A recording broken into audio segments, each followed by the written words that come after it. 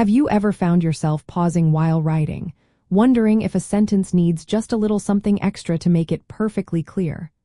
Often, that little something is a comma, especially when you start a sentence with a descriptive phrase. You separate introductory prepositional phrases with a comma if they contain 4 or more words.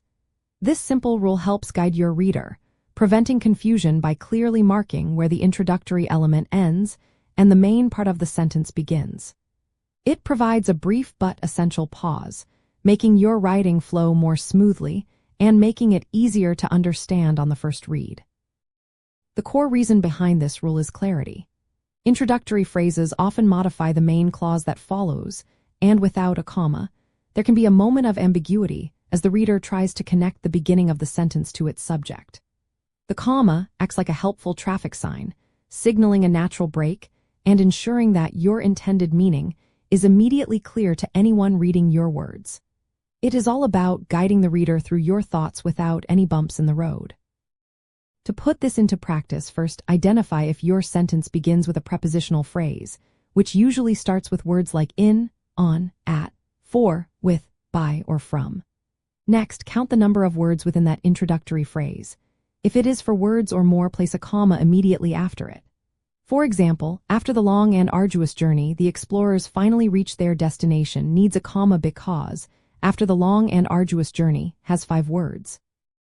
However, in the morning we will meet does not requiring a comma since in the morning is only 3 words. This straightforward counting method makes the decisions simple and consistent. Sometimes, even if an introductory prepositional phrase is shorter than for words, you might still use a comma for emphasis or to prevent a misreading. This is often called a rhetorical comma, giving you a bit of artistic license. For instance, before eating, the dog waited patiently uses a comma for a slight pause, even though before eating is only 2 words, ensuring the reader pauses before the main action. Understanding this nuance adds another layer of precision to your writing, moving beyond just the basic rule to really finessing your sentences.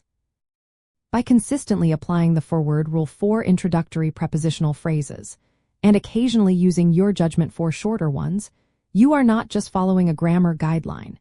You are actively improving the readability and professionalism of your writing.